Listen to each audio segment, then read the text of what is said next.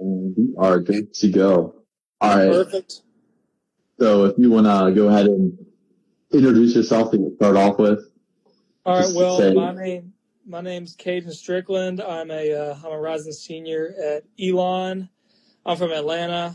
This past season, I ran 14:52. I ran 24:51 in cross. Got 20th at the CAA meet.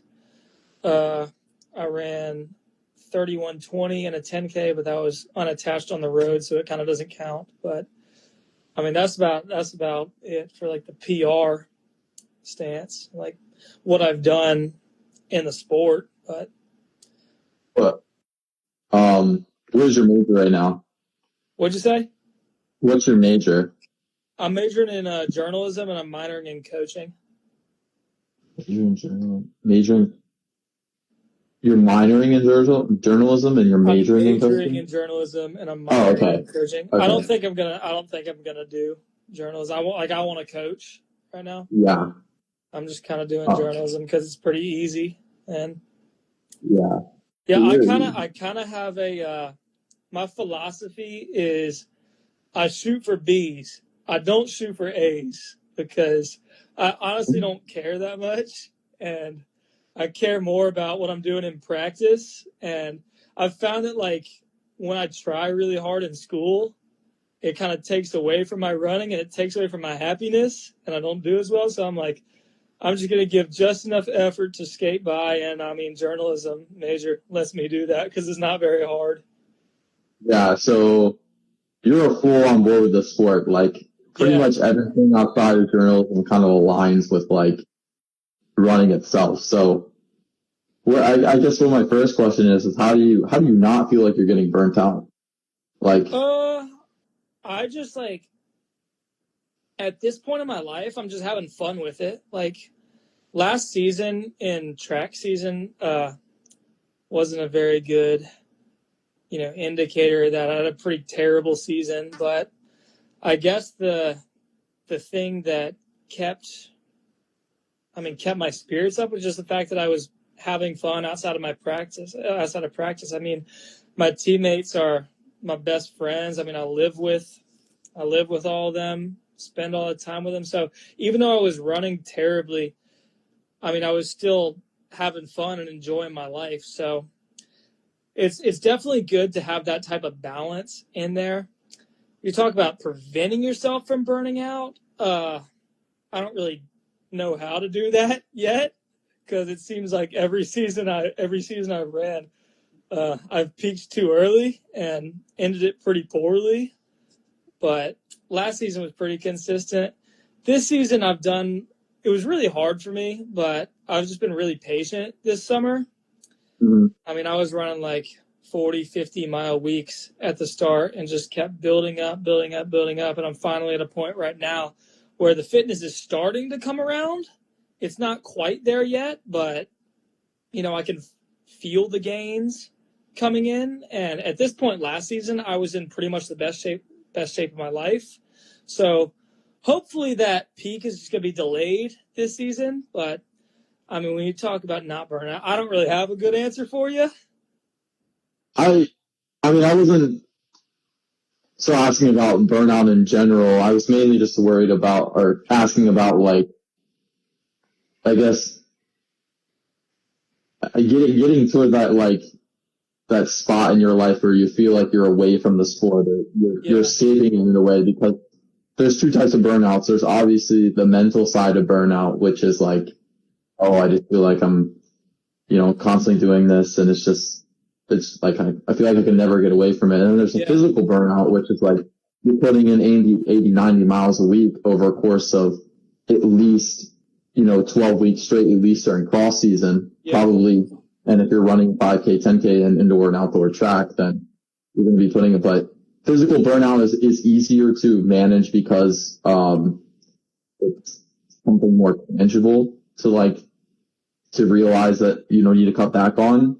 So I was mainly just, thinking about like, if he's doing all of this through running, what does he do outside of the sport? So, oh yeah. What's your favorite like hobby to do outside?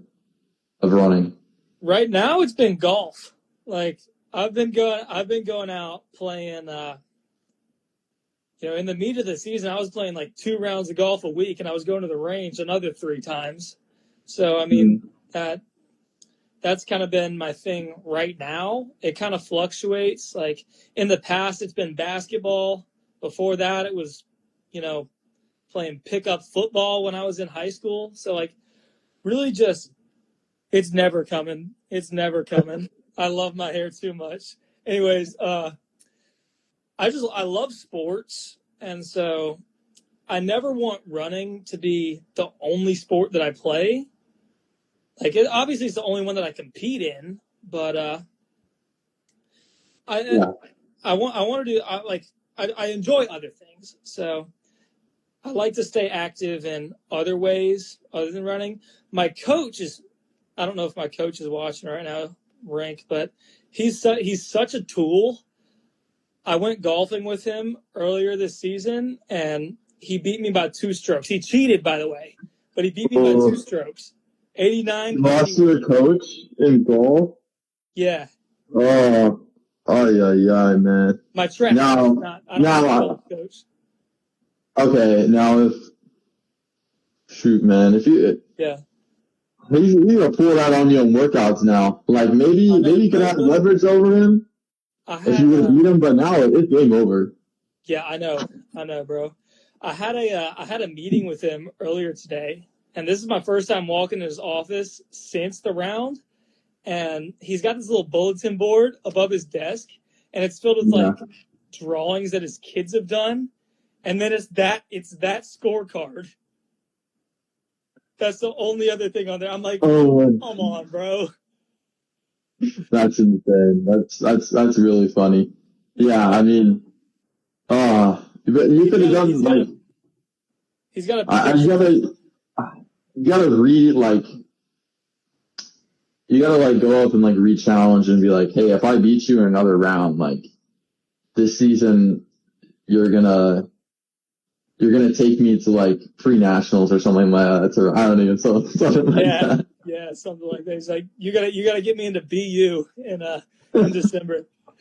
No, I swear he's got it out for me. He's got this picture of me and one of my other teammates hanging up in the in his office, and he found the exact frame where it looks like I'm grabbing my chest and like wincing in pain.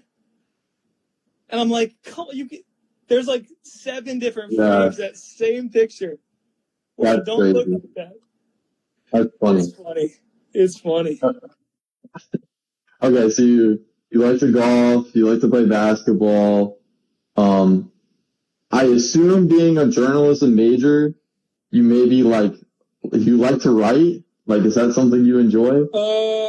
I don't like to write, but I'm good at writing. Okay. So, like, do you ever consider, like, making your own book, or? Hell yeah, I would write my own book. Write your own book, something like that? Yeah. You journal daily, or you talk about, like, what you did during the day? Oh, hell no. Hell no. I mean, my Strava is kind of like a journal. I'll be writing, like, 4-page essays. We're talking about Strava. My Strava's a journal, too. So yeah, that's the closest thing to a journal I got. I'm reading your poem? I'm not. What is this poem? Okay. So, there's something I want to talk about, and Elon's distance program in general. Yeah. And I want to get this straight. Elon recently converted to Division I, right? Not really recently, but I don't know exactly when it was. It was sometime in the early 2000s. Oh. They went straight from NAIA straight to D1. So it's kind of weird. No, that's my mistake then, because I thought they used to be a Division, a D2 school, and then they went to D1. I could be wrong. I don't think we were ever D2.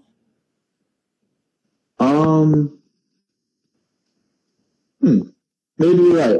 I thought they were maybe a D2 school, and then went to. Well, I guess never mind then. But so what I was going to get into was what is if you were to sum up in this sentence the culture of your program, what would you say that is? Well, the culture has shifted a ton in the past few years. Before my class got here, the team was just like full of, excuse my language, a bunch of jackasses. Like a bunch of guys that really didn't care about the sport. There was a handful of guys on the team that would work really hard, but the rest of the guys just like big time stoners, partiers, whatever.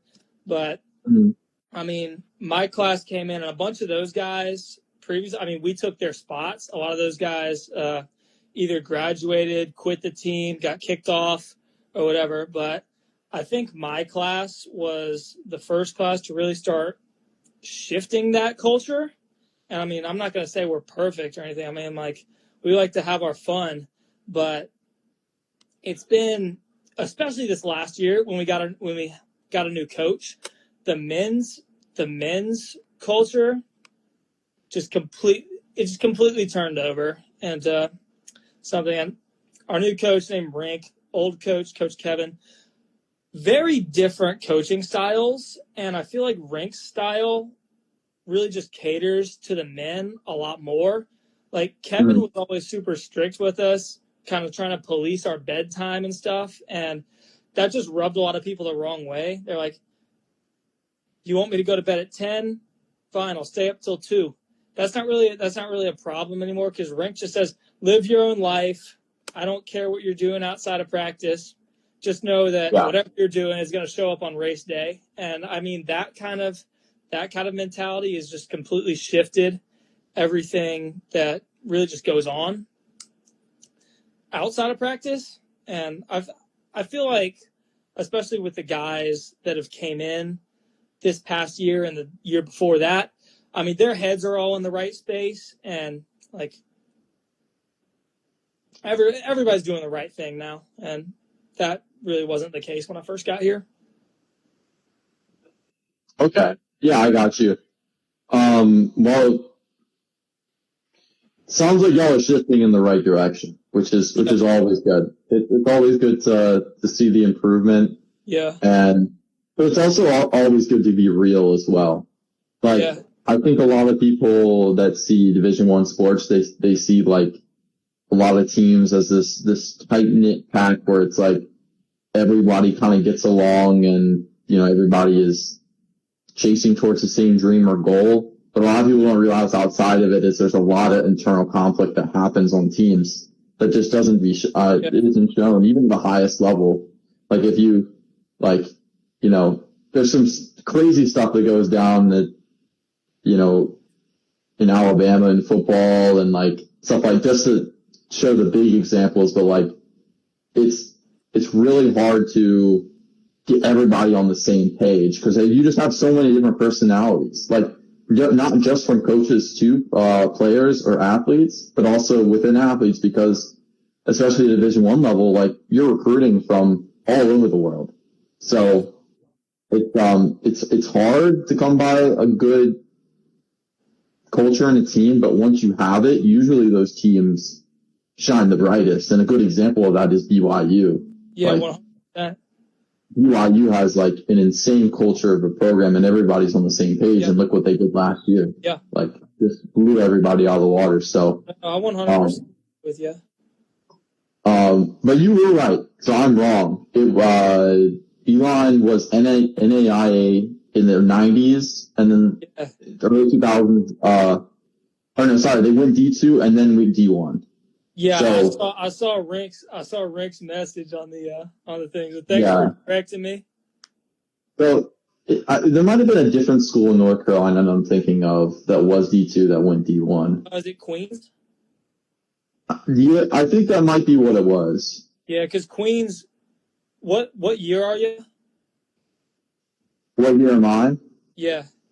I'm going into my junior year. Okay. So, it was my freshman year. I guess your senior year of high school. I'm pretty sure that was Queen's first year in Division I. Mm-hmm. Yeah, it might have been Queens. What is Queens is in the A-Sun, right? I'm not sure. Really not I sure. think, yeah, I think they're in the A-Sun because you guys are in the CAA. Yeah. And then, yeah, I think there might be, it probably was Queens, but I feel like there was another school. Where is Queens at, by the way, in North Carolina? I think Charlotte. Charlotte. And where are you guys at again? So we're like right smack in the middle between Greensboro and Durham. Okay, yeah. So you're kind of like in the Greensboro area-ish. Yeah, but we're in our own little pocket that's just like middle of nowhere. I mean, there's really nothing. There's really nothing else except like field stuff. Yeah.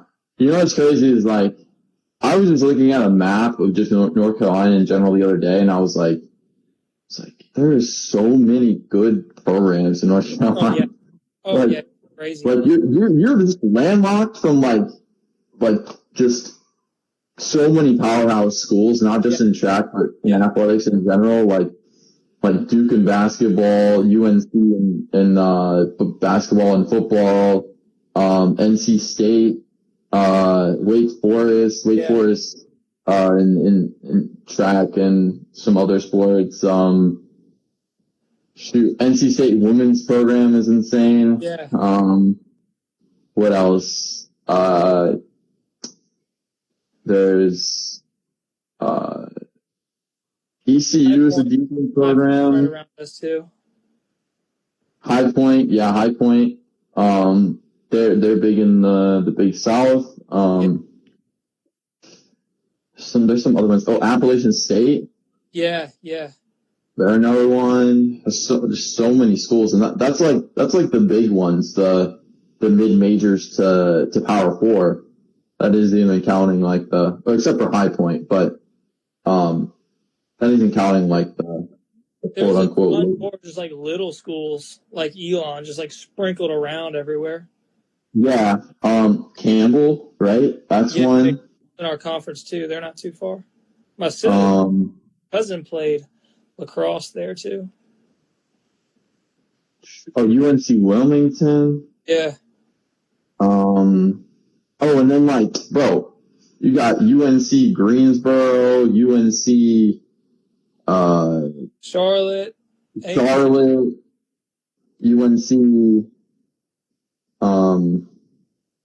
there's another one. A&T. North INT, yeah. Western. And there's Western. Oh my gosh, that's what I'm saying. There's so many. UNC Asheville. There's another one, UNC Asheville. And then there's I think did we name all Division I schools in North Carolina? Maybe. Probably. I didn't think that was possible. Probably not. There's probably a couple that we're forgetting. Yeah. There definitely is a couple we're forgetting. There's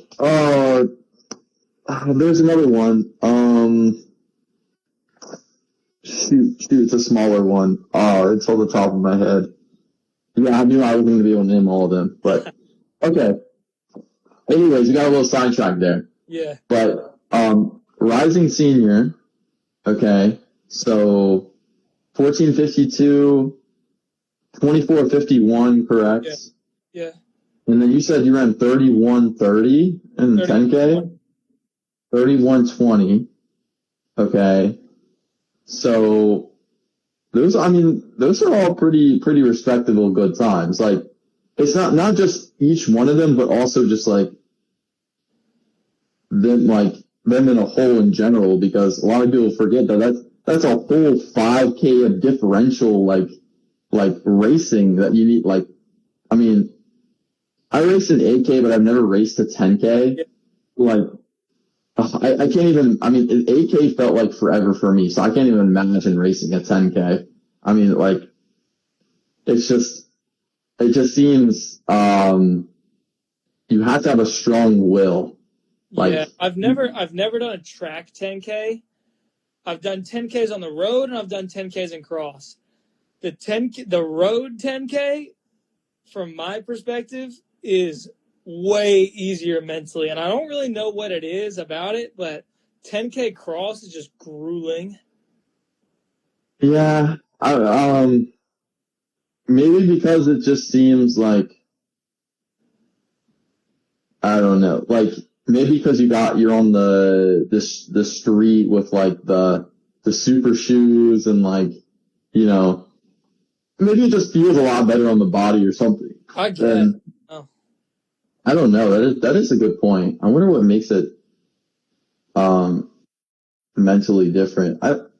You don't think it's like the difference between being like out of season and in season, is it? I'm gonna double back. My last race at regionals, that was my last cross country 10K. I just shot myself in the foot on that race because told you about the Hershey's that are sitting right next to me right now that I'm just trying to grab. But I'm a big food guy, not a big healthy food guy, but I love to eat, and when there's good food around, I can't really resist myself. But the night before that race, Rink says you can eat dinner wherever you want tonight. And one of my teammates tells me, he's like, dude, there's all-you-can-eat wings at Applebee's tonight. So we get up to Applebee's. I eat about 20 boneless buffalo wings. And let me tell you, my stomach for that race, the back half of that race, was just upside down. Like, it was horrible. So my God. If I didn't do that, I probably would have, been close to the top 100. But we'll never know. Before regionals, man, the biggest race of your career? Really? It was bad. Bro. It was Braden, Evan. It was Braden. Oh, that's terrible. Wait, what did you run in that race? What was the time? It was the time. The time is irrelevant at that race. No, you gotta say it. I don't know if you saw that course. They threw down mud on that course to make it harder. But I ran a 33:04 or something. It was bad. Okay, what was the placement? I don't even remember. That was my one bad race. I think it was like 100 and something, right? I was definitely in the mid 100s. I was probably like 130, 140, something like that. Evan Taylor says 134, he thinks. 134? Evan Taylor was 97th at that race. Evan Taylor what? It was 97th at that race. I remember that. Okay, Evan Taylor. Let's go. Okay. So I wanna deep dive into this next season and what it kind of means to you, because you're more, you can tell me if I'm wrong, but you're more of a 5K, 10K guy, correct? Yes. Okay. So we're definitely a 5K. We're definitely a true distance guy. And this is your last year eligibility, correct? Yeah, I might be able to get another track season if I want it, just because like we don't have official men's track, so I think I should have some eligibility if I want to use it. I don't know if I want to or not yet. I know I want to try and get my master's, but I might just call it quits athletically after this year. But I mean, this season means a lot. I mean, top 15 at the conference meet gets all conference honors. That was my big goal last year. Just missed out on it a little bit. So definitely got a little bit of unfinished business on the conference level. But my main goal this season, I don't really care much about times or anything. I'm just trying to get to a spot where I can be competitive, make a push, try and get close to that top 50 in the region, top 10 in the conference. Those are my two big goals. But Yeah. I mean, in cross country, understandably, times mean nothing, right? Yeah. Like, Yeah. they mean absolutely nothing. You can say the times mean something in indoor and outdoor track because you have standards of qualifications where you have to, be in the top. I don't know the exact number, but it's like top 20 in indoor track in your event or something to go to nationals, and it's like top 24 in each region, something like that. So times mean a little more something in those areas, but in cross country, I mean, if you run a 28 8K and win your conference meet, who cares? Like, obviously that Does would he probably. not know that I'm on a podcast right now? Why is Brian calling me right now? Like, get out of here.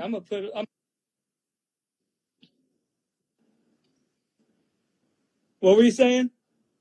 I was just saying, like, you could run a 28-minute 8K in your conference meet, and if you win, it doesn't matter. Yeah. Because you beat the 200 other guys racing against you, and arguably if you run a 28-minute 8K and you win a race nowadays, you probably just ran up Mount Everest. Yeah.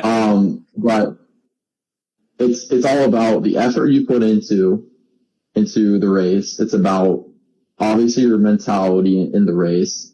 And thirdly, it's about scoring points for your team. And those are like the three main things you should focus on. If you're ever checking splits during a cross country race, then I'm sorry, you're not you're not doing it right. No, you're not. Oh, I'm a Hershey Kiss. But so is the ultimate goal, okay, if you could have a dream season, is the ultimate goal to maybe punch a wild card spot to nationals in some way? Dream season would be Graham Blanks did a couple years ago. Win every race. Kill everybody in nationals. No survivors. Okay. So let's be realistic here for a second. You don't think that's realistic? I think that's No. Okay. It only matters if it's realistic to you. It doesn't matter what I think. It only matters to you. If you want to be good at this sport, you gotta be a little bit delusional. I'm not that delusional. I know I'm probably not gonna win my conference meet, win nationals, do anything like that. Best case scenario this season, I feel like sub 24 minutes at Paul Short or the conference meet. Mm-hmm. Top 50 spot at regionals. Okay. Realistically, top 5 in the conference meet. What does it take to individually? There's individual wild cards to nationals, right? Yeah. Correct. Yeah. What is it going to take at the regional meet to do that? Typically, it depends on how many teams out of the region qualify. I'm in the Southeast region. Pretty sure VCU was in the same one, but typically there's a lot of teams from that region that'll qualify. Last year I think there was like 5 because VT come in and shook a lot of things up because they got second, and then Wake did pretty bad, so they had to put Wake in. So that just brought. I think it drug like VT and maybe another school into the national meet with them. But if you have 4 or 5 teams qualify, that's just more kids that'll get individual bids. So typically out of the Southeast, if you want to get one of those wild card spots, you got to be top 15 around that. Top 15 is that, and what kind of? Let's just say this is an average cross country course. I know that's hard to It's put into. It's gonna be at Panorama Farms at the UVA course. Okay. So, with your best knowledge, top 15 is going to be what around a 10K time? It's gonna be well under 30. Probably mid 29s if I had to guess. 29, 30. So 29, 20, okay. 29, 30, something like that. Could be dead wrong. So you're telling me there's a chance. I ain't going. I always like to bet on myself. I ain't gonna say there's not a chance, but you made a very accurate statement earlier in saying that if you want to run fast or you want to do well in the sport, you have to be a little delusional. Yeah. And you have to, because you're never going to get to the next step unless you are confident that you can make that leap or that bound, because it's just how it works. Like, you just, if you never shoot to be faster, you're never going to be faster. Yeah. You don't just step on the line and, just run a race and not expect to get, any kind of improvement. So, but if everything goes right this season, you could be in that position to captivate on that and get there. Like, it's not like you're a nobody, right? Where you're going into it thinking that, or even let's just say at a conference level that like, oh, I just want to race. No, like, you've been there before. You have the experience. Now it's time to actually do something with it. Let's get top out of the conference. Let's get to the regional meet. Let me help out my team. The best way I can help out my team is shoot as fast and as best as I possibly can. And let's see if we can get there. So I think it's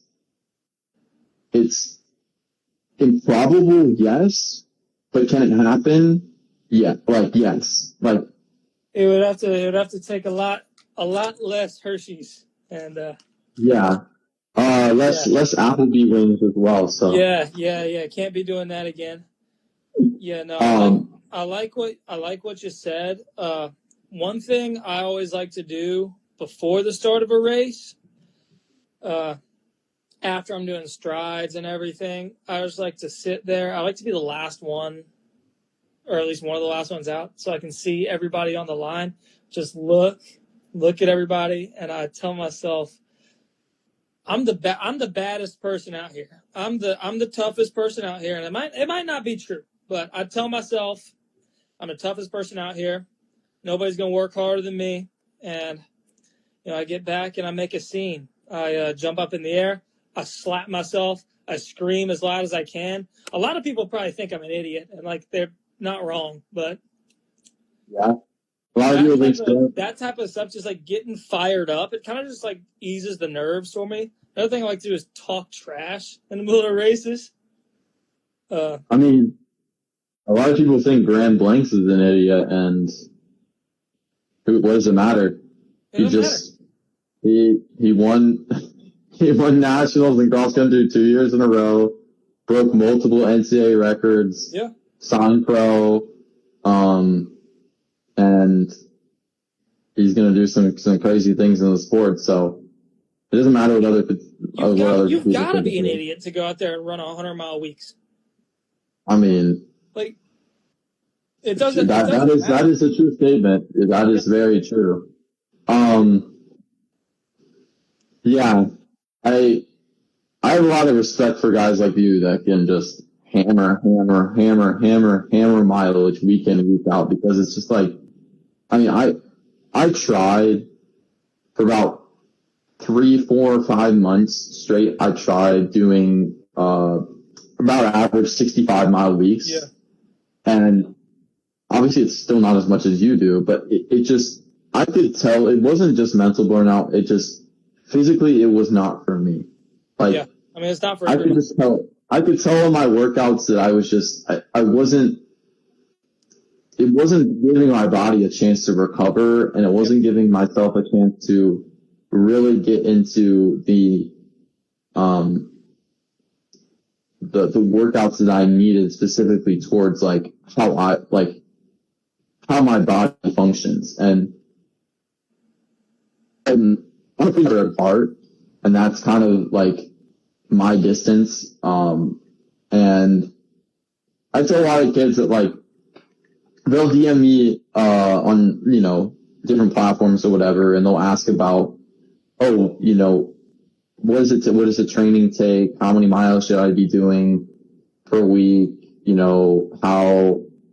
How much should I be putting in this part of my season? Blah blah blah. And then I'll say, well, it really depends on one, what you're comfortable with, but two, what's going to work for you the best. I can't just give you an exact mileage. And then they'll come back and they'll say like, hey, but Tavon Kitchen just, he just broke the 2-mile record and he's running 70, 80-mile weeks. And I'm like, dude, it does not matter. Like, one, did you run 8:30 something on 2-mile? No. So you should not, one, if we're going to go based upon that, you should not be, if you're going on a linear progressional scale, which isn't even really accurate of how the sport works, you could not be putting in that much mileage if you haven't even run those times yet. But even outside of that, like, you can run that time and still put in 35, 40 miles a week. And a perfect example is like Quentin Allman he dropped like a 55-second last lap on his mile. And the guy's workouts are like, 8 by 200. Like his workout before. I heard the Running Effect podcast with him. It was just crazy. Yeah. Like the workout, I saw his workout before he ran the mile was like 8 by 200 at 800 pace. And it's like, dude, you don't have to do this crazy like 5-mile progression tempo at your 5K pace, like to run those times. And in high school, I don't think there's any reason why anybody, no matter what level you are, should be doing any more than like 60 per week. It's just your body's not ready for it. Even like we got I've talked to high schoolers right now that are trying to get started with double T's. There's just no point. There's no point. No, it's what's crazy is that there was guys I remember in high school, or in high school now, let's just take, for example, guys in high school now that are running 80-mile weeks that I know of that I want to say run like 450 in the mile or something like that. Yeah. And I'm telling you that, and they're like 15, 16 years old. And I'm saying like, I don't even think I was out of puberty at 15 years old. Like, my body wasn't even fully developed. Like, I wasn't even fully grown at 15 years old. I mean, heck, like, probably not even like 18, 19 years old. But like, it surprises me of how much, one, these guys are putting on their bodies at such a young age. But two, the coaches are allowing them to, or even worse, the coaches are making them run 80, 90 miles a week because they see other guys in high school doing the same thing. And it's like, no. That's not how you do it. Like, maybe if you're, 18, like, it's just hard. It's hard because people attract themselves to results and not the actual progression or work they're putting in. Everybody sees the shiny 405 mile, right? Yeah. But nobody really sees like, oh, instead of doing 15 miles at 8:30 pace, why don't you do 10 miles at 7:30 pace? Because in high school, 10 miles at 7:30 pace, I'm telling you, is going to get you a lot better than 15 miles at 8:30 pace, at least in my opinion. You're 100% right. There's a couple things I wanted to add to that. The guys at my high school that just graduated right now, I mean, none of those guys were running more than like 40 miles a week in track season. One of them broke 4 in the mile. We had another guy run 152 in the 800, and then like 409, I think, or he ran that his junior year. But then we had another guy, 907. Who broke 4 after high school? Tommy Latham went to your high school? Yeah. Yeah. Oh, that's crazy. When I was a senior. But like those guys weren't doing as much volume as you would think for guys of that caliber as in high school. Like they weren't touching anything over 40, at least in track season. So yeah. That's one thing I like to tell people is like everybody's different. Everybody has a different thing that works for them. If high mileage works for you, that's great. High mileage works for me, and I've found success with it. That doesn't mean you will, and that doesn't mean the way that I train is gonna help you get better. That doesn't mean the way that you train is gonna help me get better. Oh yeah, 100%. It can go both ways. It can go both ways because, if I were to say, Caden, I want you to start, you can only peak at 40 miles, you can only peak at 40 miles per week. And I want you to go and, place 20th again at CAAs. You'd be like, that's not how, function. I can't do that. Like, that's not how I function. It's like, take that same thing and now let's flip it the other direction. Like, it's about personalizing subjective goals about what you want to do, because it's like let's take all the fancy stuff out of it and just let's get directly into what you actually need to be doing to get faster. Yeah, 100%. Because I mean, like, don't, like, if you're a guy that has you in Brook 5 in the mile and you're doing summer training or whatever, and you go post on Strava you ran 12-mile long run at 6:50 pace, like, come on, man. Like, let's stop. Like, it's not going to get you any better. It's just for flash. It's just for attention. Yeah, 100%. The past couple of years, or like my first 2 years of college, I trained pretty differently. And once I stopped training that way, it's kind of when I got better.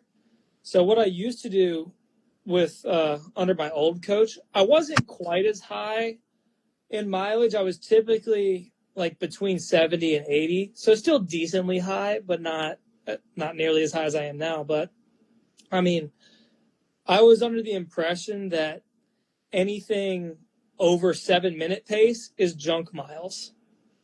And so basically what I would do is our workouts weren't nearly as intense as they were this past season. So we would just hit these easy workouts, and everything else I'd just be out there running like 6:30 pace for all my easy miles. And this season, the workouts got a lot more intense. I'm running a lot more, and my body just can't handle running sub 7 every day. So, bump the easy pace down, really focus on recovery. I mean, I used to be a dude that goes out and rips every single long run as fast as you can. That doesn't, I don't need to do that, at least anymore. Some people love the fast long run. I don't feel like it's necessary anymore. I'm typically training, somewhere between 7:15 and 7:35 pace for my easy mileage. But it's just helped me feel a lot more recovered going into my workouts, going into my races. I'm just a lot fresher pretty much all the time. And even though I'm running 90, 95, 100 miles a week, it's manageable on the body. And I feel like that's because I started prioritizing the recovery over the intensity. So, did you run cross in? Oh yeah. Okay. So let's take that for a second. Okay. So let's break this down. So you said that you started last year. You did easier workouts, but harder, like you did medium runs, moderate stuff or whatever. You just try to crank out 6:30 pace on supposedly your recovery easy days, correct? Yeah, that was freshman and sophomore year. Okay. So going into this last season, okay, and you can correct me if I'm wrong. Yeah. Ran your PR was 5:58 in the 8K. Yeah. And you shaved over an entire minute off your 8K. Yeah. That might be a little bit inflated because I ran that on Winthrop. I ran the 25:58 on Winthrop. But even so, let's just take your CAA placement. Yeah. You were 28-11 at CAAs in 2023, 74th. And then you jumped 54 spots with trackflation and with guys getting recruited from like all over the globe, even so in the last year. Okay. I don't care if it's CAA, there's still guys from all over the world getting recruited to CAA.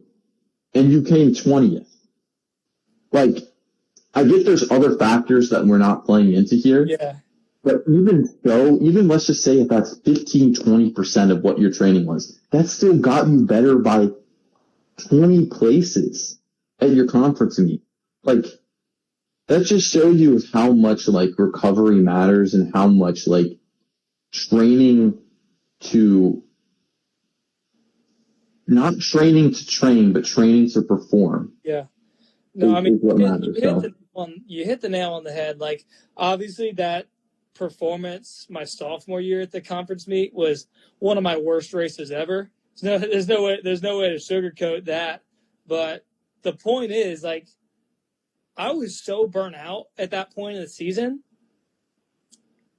that, I mean, I'm not going to point all the blame at my training because of that, because, like, mentally I was in kind of a tough spot there too. But even if like the training definitely played a part in that, and just the fact that I was feeling fit, feeling ready to go towards the conference meet last year. I don't even feel like I had a great day at conference last year either. But yeah, 50 something spots. Like I never even thought about that before. Like that's kind of wild. Yeah, that's insane. That's like being a nobody to being like somebody in contention for a medal this year. Yeah.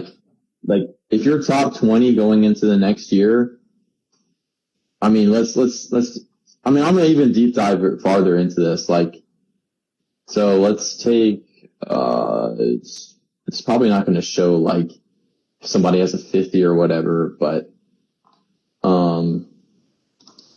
let's go to conference. Give me a second. I'm loading it up. So, okay. So, out of the top 20, there is 1, 2, 3, 4, 5. There's 5 seniors. Yeah. Okay. And let's just say if all the seniors are done, they don't have an eligibility.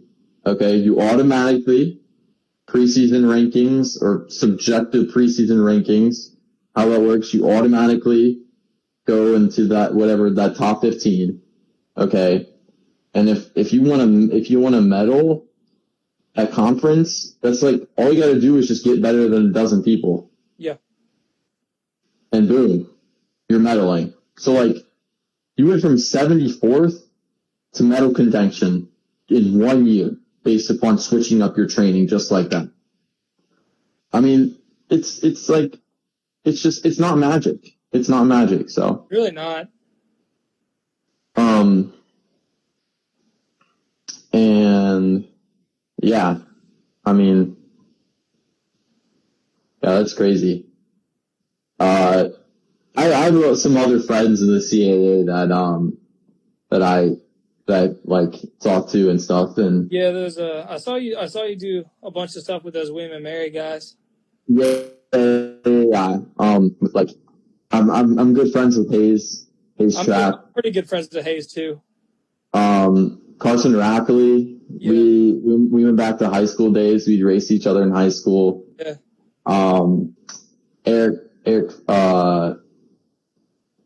Fagan. He's not really a cross guy. He's more of a track guy, but yeah. No, yeah. I know those guys.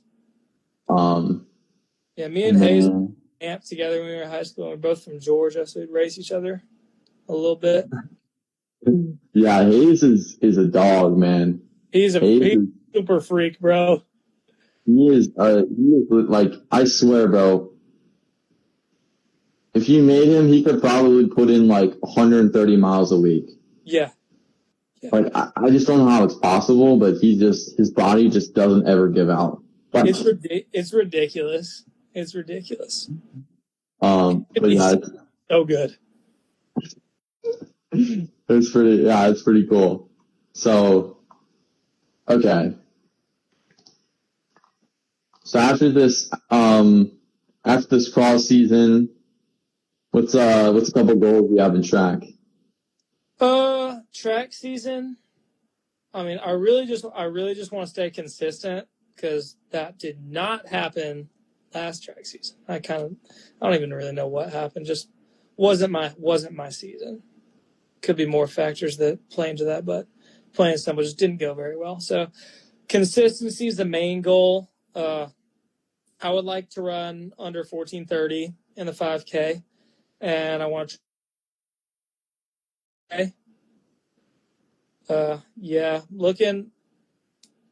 I'm definitely looking forward towards indoor season the most right now, just because I would like to get in. I would like to get into one of those BU meets if I can, and then JDL they just put a banked track in their facility, so all our little weekend meets that we go to over there, I actually have an opportunity to go and run fast instead of just like going out there and, jogging around and kicking.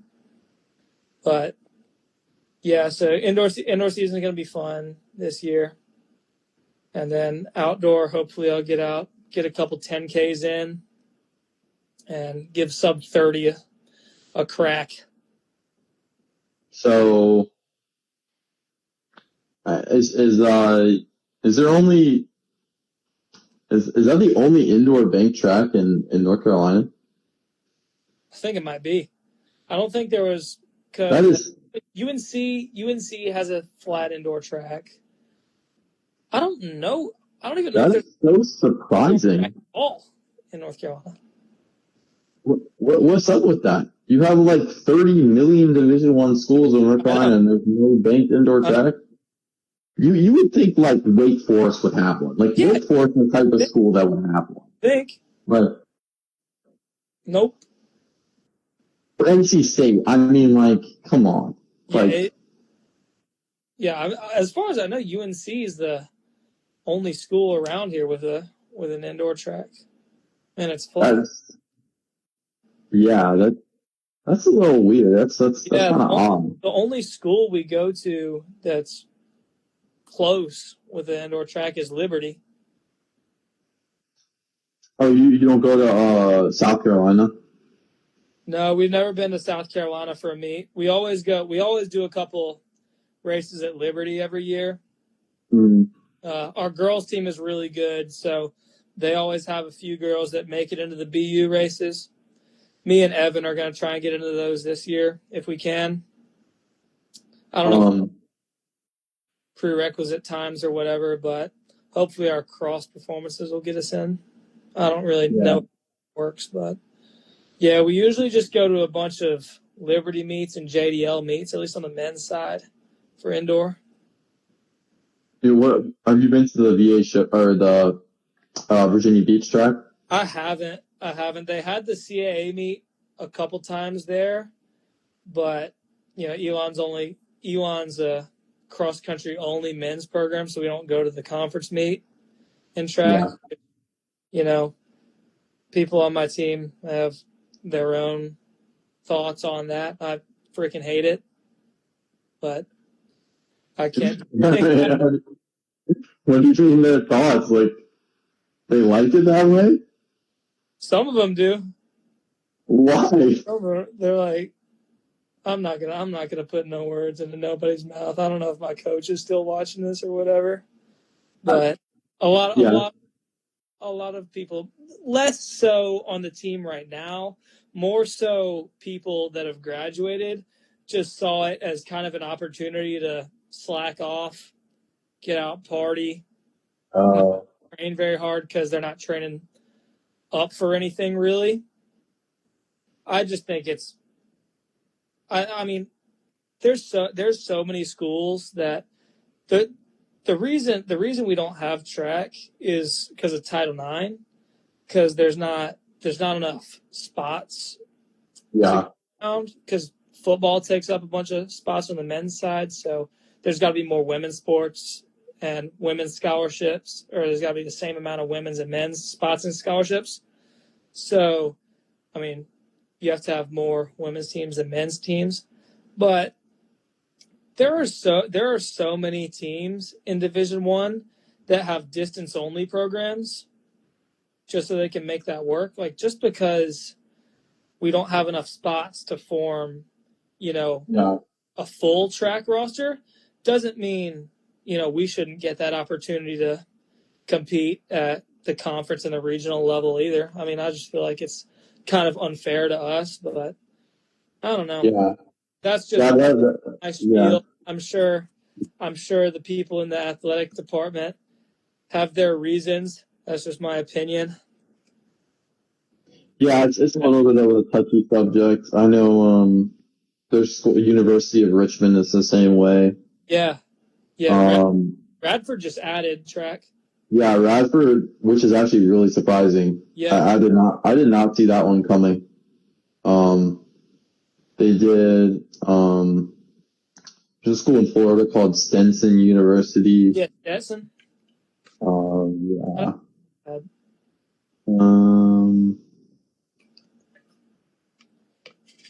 I know there's definitely a lot of them. But yeah, I think it's just because like the school probably don't want to put all that funding into track if they know that they're not gonna place a conference, because you obviously need a throw group, and you need a sprints group, and you need a hurdle group. Yeah. But I feel like the thing that they don't realize is the fact that a lot of recruits kind of count us out as an option because the no track thing just turns them off. So, and we've started to get some really, really fast recruits commit here recently. A lot due to the roster limits and stuff. And like my new coaches, they're just very good. They're very good recruiters. So I mean, the amount of talent that we're bringing in this year is just like night and day compared to the last few years. 100%. Roster cuts has made your type of schools and Division 1-2 schools sometimes like,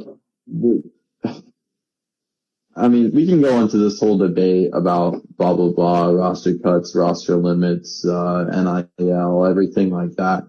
And I've deep dived into this with other people on my podcast before. I have an opinion on it. A lot of people agree with me. A lot of people don't agree with me. But the one thing is for certain is that it has changed the landscape of Division I sports. Doesn't matter what side you're on. Yeah. It's made it a whole lot different, and it's affected a lot of people's lives. Like, a lot of people don't realize that schools where they probably could have got a scholarship to before it's just not possible anymore. Like, let's just say if you live in Nebraska or whatever, and you want in-state tuition because it's the only thing you can afford, right? But if you're good enough to be a Division I guy, and your only spot is, or the only real school I can think of in Nebraska is University of Nebraska in the Big Ten. Like, with roster limits, it's not possible anymore. Like, you can't just go and any walk on the team, because that's not how it works anymore. So, I mean, I don't know. Yeah, I see it from both sides, and I have several different opinions on it. I kind of switch back and forth on it. It's obviously good that my team is going to reap the benefits. We really didn't have to shake up the roster too drastically. Yeah. Because we have a small team. So the negative effects that we're going to see from it, that I'm personally going to see from it, are very minimal. But then I also know guys that run at UGA or Georgia Tech, and Georgia's roster right now is cut down to 7 guys. Like, they cut their entire team except for 3 people, and then they just filled the rest out with transfers, 4 transfers, which Georgia Tech's in the ACC, but their athletic department, they didn't want to fund for more than 10, so they cut everybody on the team too. So it's like all these dudes, they're out of luck, and that sucks. I'm doing a last spring, I had this big research project in one of my classes, and I'm gonna dive into this again because I want to expand on it. But basically, what I did was I took every single Division I cross country team on the men's side, and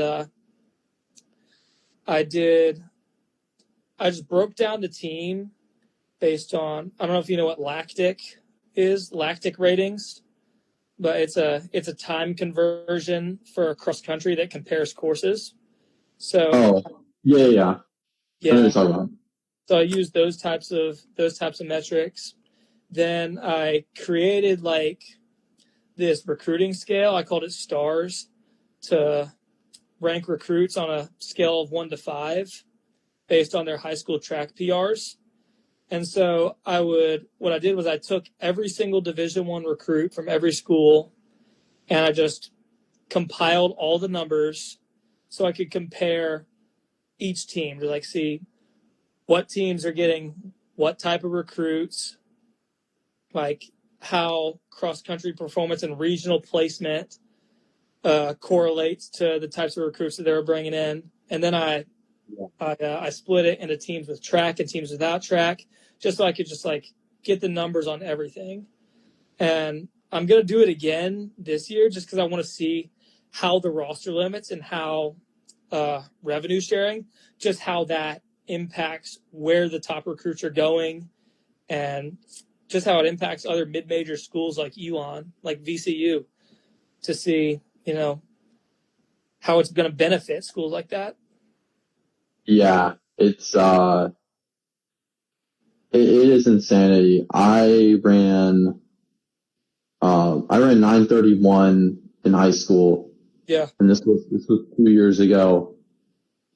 And I'm telling you, like, the offers that I got out of high school with a 931 and the offers that I would get out of high school with 931 stay is night and day. Yeah. It is like, in 2 years, like, it is just like, it is insanity, man. Like, kids who run 930 their junior or their senior year aren't going to get any offers because they haven't ran that as a junior. Like, all the spots are going to be gone by senior year track. I feel bad. I feel bad for guys like me, probably guys like you too, from what I'm hearing. I mean, my junior year, I ran 952 and 442. I would have had 0 offers. Oh, yeah. Like, yeah, trust me. You want to hear something? Hear something? You may not believe this for a second. My junior year in high school, okay, Um, I Oh, a little backstory here is I used to play football Yeah. and I got injured so much in football that I decided that it wasn't a good idea to play football anymore. So I transitioned over to track.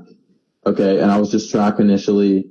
And then the coach was like, hey, you're pretty good at distance. Why don't you try out distance? And so I transferred to cross country or transitioned to cross country and distance, but I was kind of mainly like more of an 800 guy. Yeah. Okay.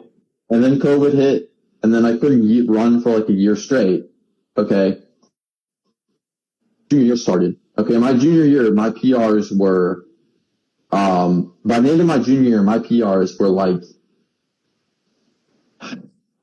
10:50 something in the 2 mile. Woo! 4:48 in the mile.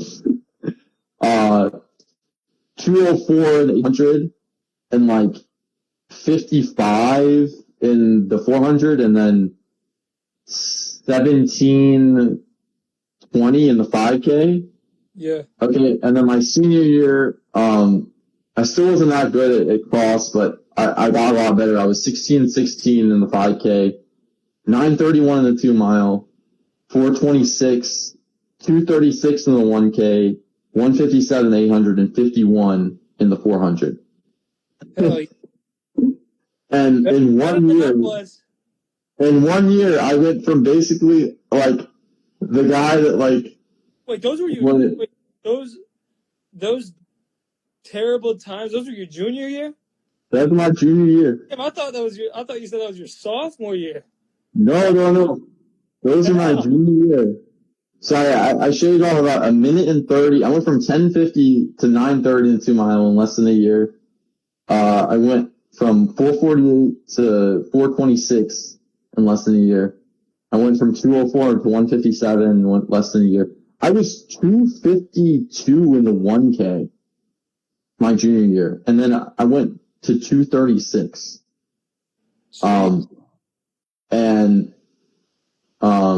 Yeah, it was so bad that a couple of my high school teammates thought I was cheating. I'm not even joking. They thought I was cheating my senior year. They thought that I like decided to just, and yeah, so like basically I got over recruited in high school. This is crazy. Okay, this is gonna be like mind blowing. Okay. Yeah. I got over recruited in high school because everybody was like questioning, or not questioning, but like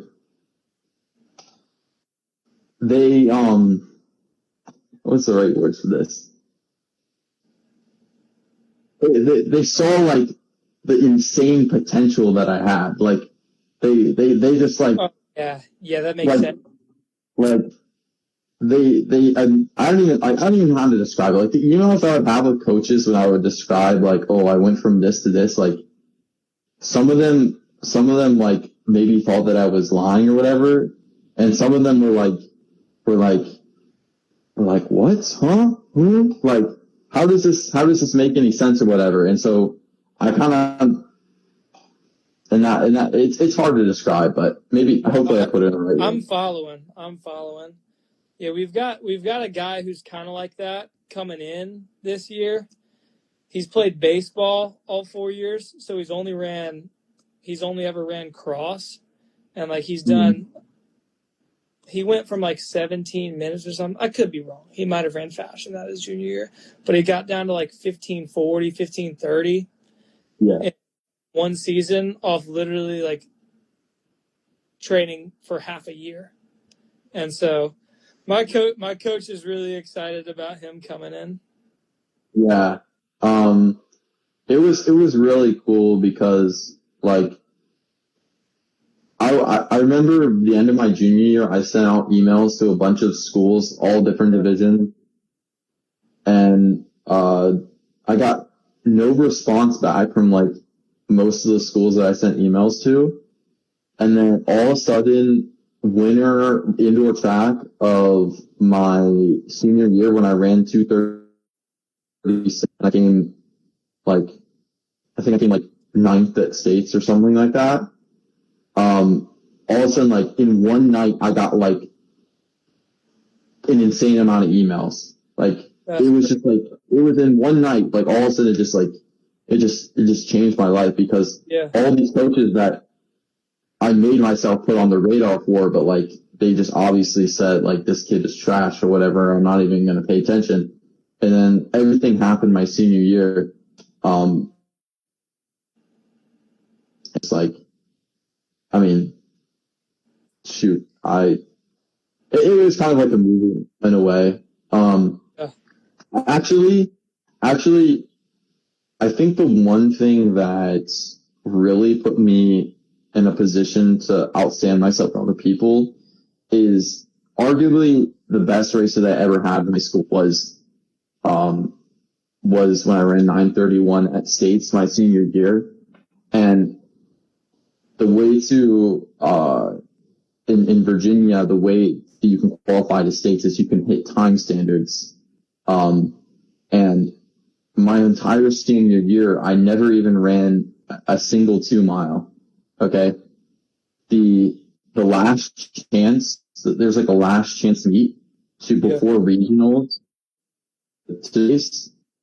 I decided to just like, you know what? I was like, okay, I'll just run a 2 mile. And my entire senior year, I was running off of basically, 30 to 35 miles a week in track season. I ran a 2 mile. Okay. I, ran 9:42 in this 2 mile and I like destroyed the entire race or whatever. And, ran a 59-second last lap in the 2 mile. I ran a 59-second last lap in this 2 mile. Okay. That was the only 2 mile that I ran the entire year before States. I get into States. Okay. I'm seated last going into States. Okay. I'm like seated like 14th going into States and I come 5th and run 9:31 and I almost come 4th and I run like a 63-second last lap in this race or whatever. And after this race, this was already by the time I was committed to VC. This race, I went and like everybody was like, you know, congratulating me or whatever. You know, people were like surprised. I had people like huddle all over me because they were like, what the hell just happened or whatever, you know. And the Virginia Tech coach came up to me and he was like, oh, you did a really good job, like blah, blah, blah. And I was like, I was just insane. So, but to your point, my whole thing here is like, you're 100% right about that, about like the way that nowadays you get faster senior year and it's already too late. Yeah. So like my coaches right now, the 2026 girls recruiting class is already done. Like there's no spots left. So if you're a girl in the class of 2026 and you want to go to Elon, you're out of luck because, I mean, they wrapped up their recruiting in the middle of the damn summer. Oh my gosh. That's insane. It's ridiculous. It's ridiculous. It's like, I didn't get, so Elon offered me, I mean, I was in contact with the Elon coaches at the end of my junior year in track, but I didn't get offered until, I don't know, like October or something. They didn't offer me money until April that year, so I waited until I was going to get a financial offer, a scholarship, because I wouldn't have been able to afford it without it. Yeah. I waited till April 1st to commit, and obviously that's not going to do it anywhere anymore. It doesn't matter where you want to go. Everybody's there's not enough spots for you to wait that long because it's like recruiting in and of itself is like a race right now. Everybody's jostling to get these spots, and if you don't run fast enough, quick enough, they're all going to be taken. And you just ain't got nothing to do about it. Yeah, that's insane. I'm going to go about over two more things, and then we're going to wrap it up here real quick. Okay. The first thing is, I was going to say that I think it was like the last week of February is when I committed to VCU. So I was kind of like in your same boat or whatever. Yeah. And I remember a lot of the guys that went D1 committed at least 3 to 4 months before I did. Like, and those were like that was like the last, kind of batch of guys, and I was really, really late bloomer. But the second thing I was going to say is, like, high school guys aren't just competing against other high school guys at this point. They're competing against transfer guys. Yep. Like, we touched on that. Like, if you want to, like, the guys that ran at Power 4 schools are now transferring to mid-major schools, and the guys that ran in mid-major schools are now transferring to lower tier 1 D1. Like, but, yeah, so it's insanity, but. I mean, the powerhouses right now, like the Oregons, the Oklahoma States, the Alabamas.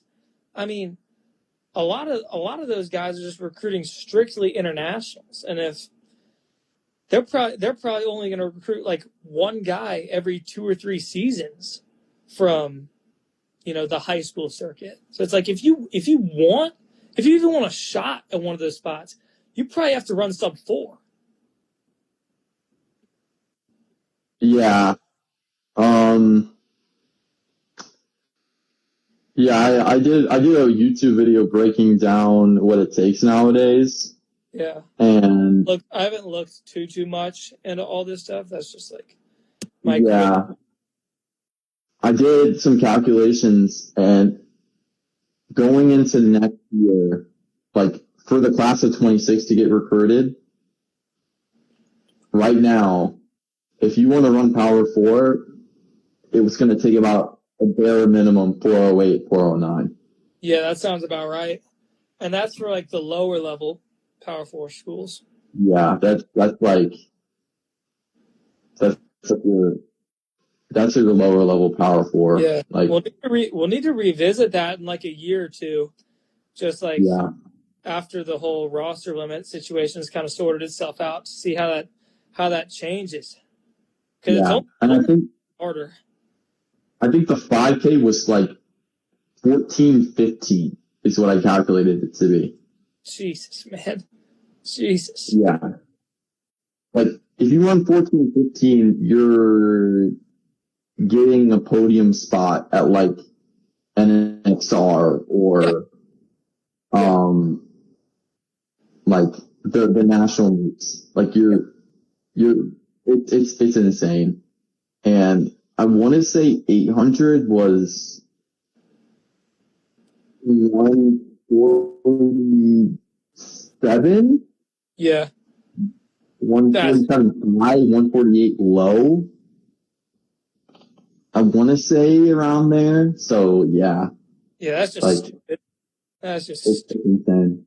But anyways, Caden, I appreciate you having me on here, and thanks for having me. Sharing all your insight and everything like that. This is a fun one.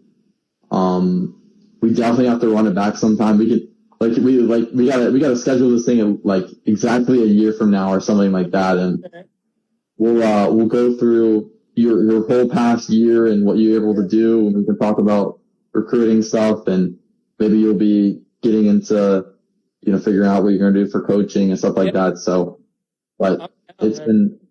Yeah. I'm sure I have some teammates who you would enjoy talking to too. So if you want to get multiple of us on there, that might be a good time for everybody. Yeah. If you want to